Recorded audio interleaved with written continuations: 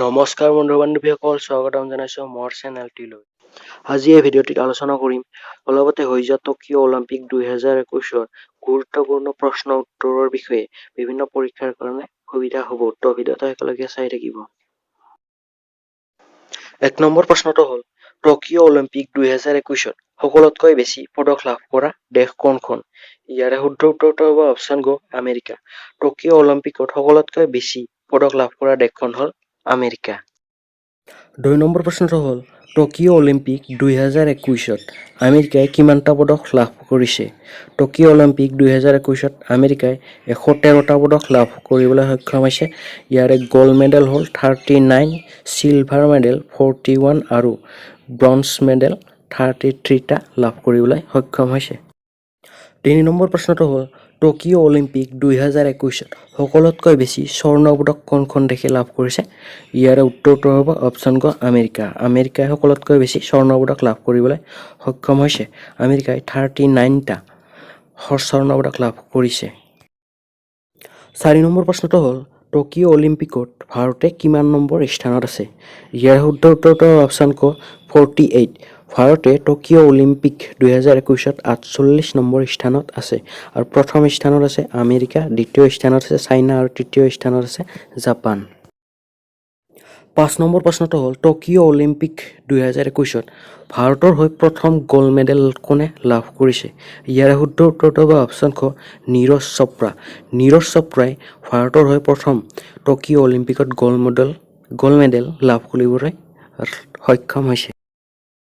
6 number প্ৰশ্নটো হ'ল, Tokyo' অলিম্পিকত ভাৰতে কিমানটা পদক লাভ কৰিছে? ইয়াৰ শুদ্ধ উত্তৰটো হ'ব অপশ্যন খ 7টা। টকিঅ' অলিম্পিকত ভাৰতে 7টা পদক লাভ কৰিবলৈ সক্ষম হৈছে। 7 নম্বৰ প্ৰশ্নটো হ'ল, ভাৰতে টকিঅ' অলিম্পিকত কিমানটা স্বৰ্ণ পদক লাভ কৰিছে? ইয়াৰে শুদ্ধ উত্তৰটো হ'ব অপশ্যন খ 1টা। ভাৰতে টকিঅ' অলিম্পিক 2021ত 1টা স্বৰ্ণ পদক লাভ কৰিবলৈ সক্ষম হৈছে।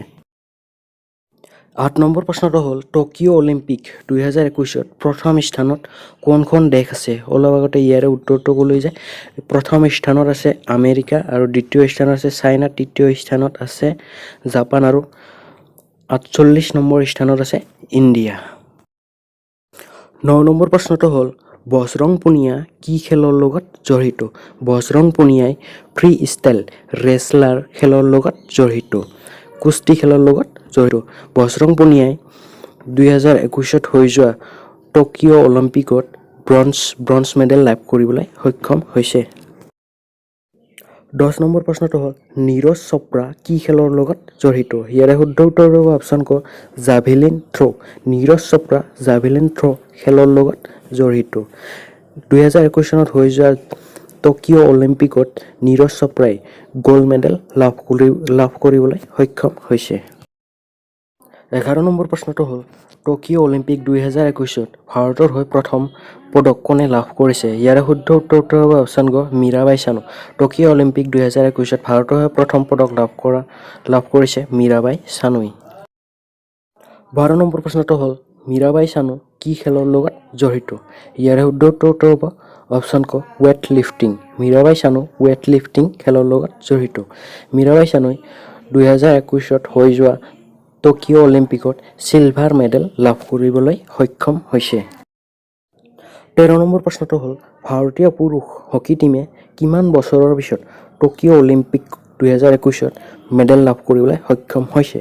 ভাৰতীয় পুৰুষ হকী টীমে 41 বছৰৰ পিছত পুনৰ পদক লাভ কৰিবলৈ সক্ষম হৈছে। ইয়াৰে আগতে 1980 চনত পদক লাভ কৰিছিল।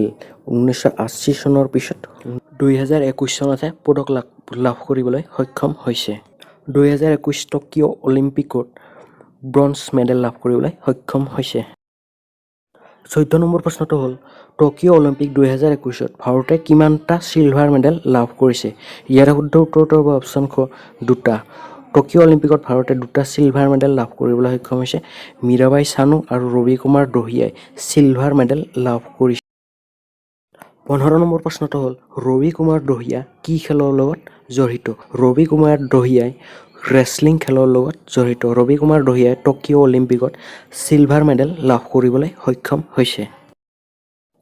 16 নম্বৰ প্ৰশ্নটো হ'ল, লাভলীনা বৰগোহাঁই কি খেলৰ লগত জড়িত? লাভলীনা বৰগোহাঁই হয় অসমৰ হয়। লাভলীনা বৰগোহাঁই বক্সিং খেলৰ লগত জড়িত। অলপতে হৈ যোৱা টকিঅ' অলিম্পিক 2021ত লাভলীনা বৰগোহাঁয়ে ব্ৰঞ্জ মেডেল লাভ কৰিবলৈ সক্ষম হৈছে। 17 নম্বৰ প্ৰশ্নটো হ'ল দুটা অলিম্পিক পদক লাভ কৰা প্ৰথম ভাৰতীয় মহিলা কোন? ইয়াৰে শুদ্ধ উত্তৰটো হ'ব অপশ্যন চি পি.ভি. সিন্ধু।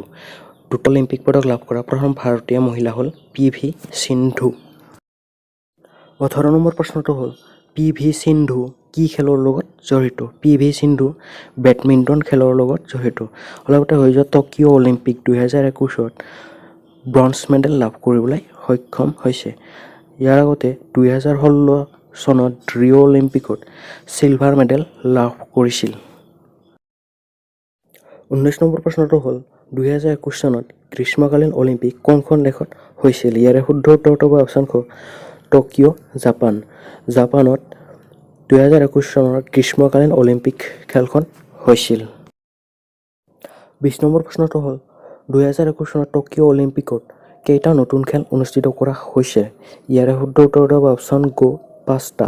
5টা নতুনকৈ খেল অনুষ্ঠিত কৰা হৈছিল। সেই খেলকেইটা হ'ল baseball, karate, sport climbing, skateboarding and সাৰ্ফিং।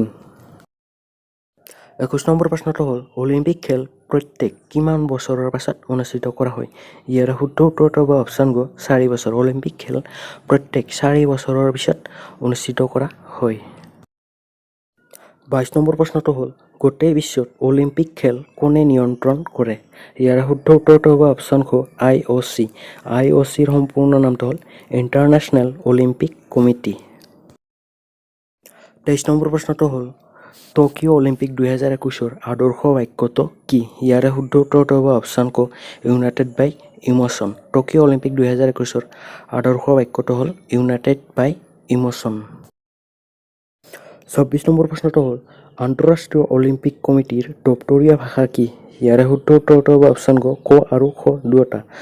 আন্তঃৰাষ্ট্ৰীয় অলিম্পিক কমিটিৰ দপ্তৰীয় ভাষা হ'ল ইংৰাজী আৰু ফ্ৰান্স।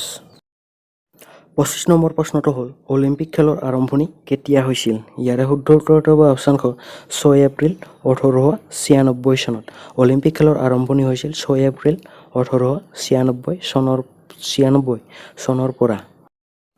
বন্ধুসকল ভিডিঅ'টো যদি ভাল লাগিছে তেতিয়াহ'লে লাইক কমেণ্ট কৰিব আৰু মোৰ চেনেলটো যদি ছাবস্ক্ৰাইব কৰা নাই তেতিয়াহ'লে এই চেনেলটো ছাবস্ক্ৰাইব কৰি ল'ব।